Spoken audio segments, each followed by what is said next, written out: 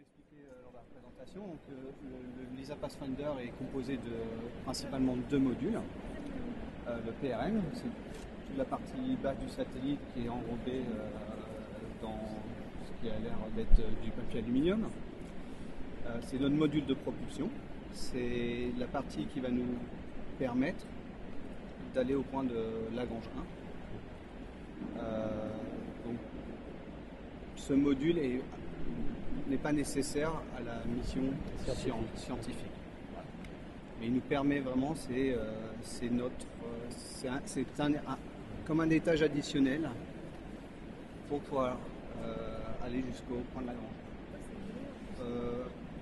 Un peu avant d'arriver au point de Lagrange 1, vous avez la partie supérieure qui est le SCM, le module de sciences. Et ces deux parties vont se séparer.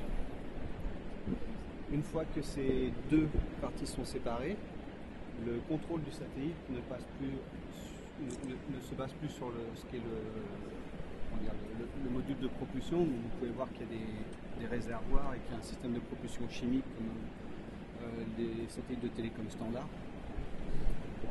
Les deux parties vont se séparer et là on va passer sur la partie micropropulsion qui nous permet d'avoir un contrôle beaucoup plus fin du satellite. Chronologiquement, ça va se faire quand exactement? Separation, fin janvier, il me semble. Fin janvier. Voilà.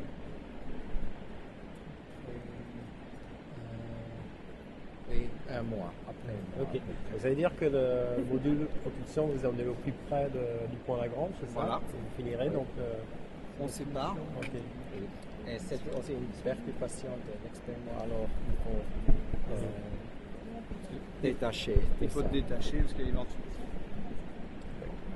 évidemment, c'est une grosse. Un objet assez massif attaché au satellite, donc le fait de s'en séparer, on réduit aussi les perturbations. L'outillage à l'intérieur aura moins de perturbations. Exactement, ça sera beaucoup plus facile à contrôler aussi pour l'expérience en elle-même.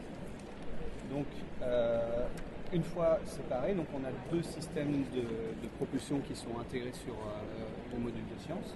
Vous pouvez voir, vous avez les quatre ronds rouges qui sont juste en face de vous. Vous avez un autre système avec des protections en plastique là noir. Donc, ce sont deux systèmes de propulsion. Donc, celui que Joseph vient de mentionner, qui est le DRS, qui est lui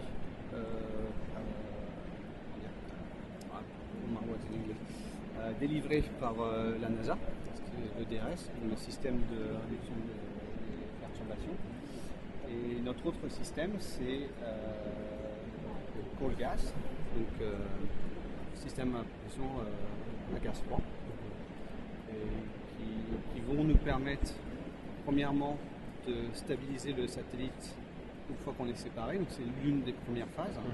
C'est-à-dire, les premières phases sont un peu comme un satellite télécom ou un satellite de science. Il faut aller à un point, donc on a généralement une propulsion assez puissante, délivrée par le module de propulsion. Une fois qu'ils sont séparés, il va falloir d'abord stabiliser le module de science avant de pouvoir commencer l'expérience. Une fois qu'on est dans un système stable avec ces micropropulsions, on libère les test masses et l'expérience commence. Juste une question sur le point Lagrange, il y en a combien en tout?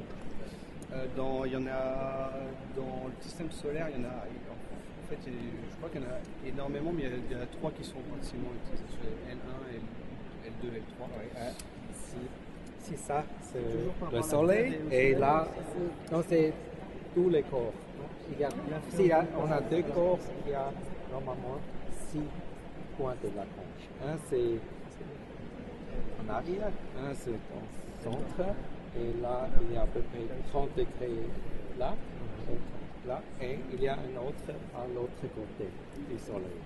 Et c'est toujours si on a deux corps, il y a un système comme ça. Parce que je ne sais pas si c'est Planck ou Herschel qui était. Herschel était à l'autre côté, d'accord. Mais pour nous, c'est plus avantageux entre le soleil et la Terre. D'accord, ok. Et pour Herschel, c'est...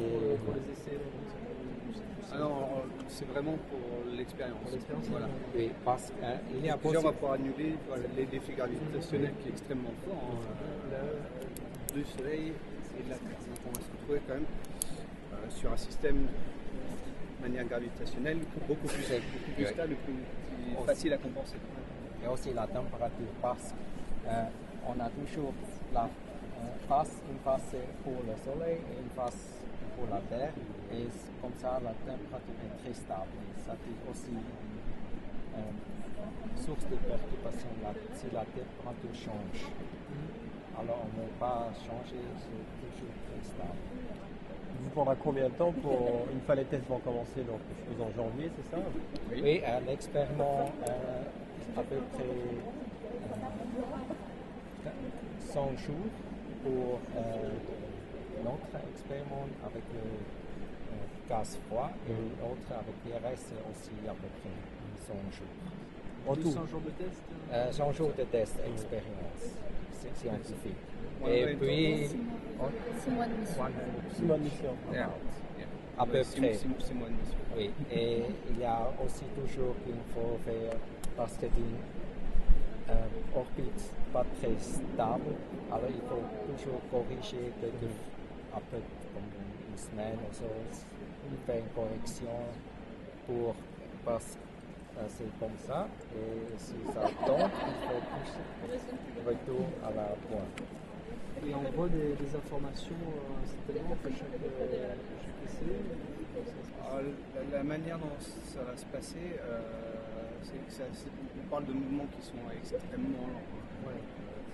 En fait, la manière dont ça va être fait, c'est-à-dire l'expérience va se dérouler et il va y avoir une collecte des données. On va rapatrier, je ne sais pas ce qui est décidé, si c'est tous les jours, c'est tous les jours. Oui, c'est parce que le satellite est là et la Terre se tourne et c'est toujours après un jour on voit le satellite. Oui. Il y a un collecte des données une fois par jour. Donc on a un système en fait sur le satellite qui permet d'enregistrer toutes ces données, un peu comme un gros disque dur, et puis de temps en temps on fait un download pour récupérer les data. Excusez-moi. It's just to validate the system. You Yes. have no chance to really get waves with the system. It's just a validation. It's You a cannot validation. get- yes. If we are lucky, we see waves. If we are yeah, not so- lucky, we think we don't see it because it's not precise enough. We have to go to the next generation. But eventually, this system could get the first Maybe we see gravitational something. wave. Maybe we see something, but we think the precision is still not good enough. All right. C'est vraiment un démonstrateur. Oui, de c'est que démonstration. cette technologie peut être utilisée dans le futur sur un système satellitaire beaucoup plus complexe. Ce qui a été le projet de LISA en lui-même, c'est vraiment trois satellites qui Il faut les avoir pour combien? C'est 1 million de kilomètres de distance? 1,3 million de kilomètres de la distance. Et comme ça, on a un left c'est quasiment plus. Parce que ça, c'est distance du 35. soleil, hein. La distance entre ces masses d'essai, c'est seulement 35 cm. Et puis après, là, c'est 1,3 million de kilomètres. Et ça, c'est une différence. Et ça donne aussi une sensibilité plus haute.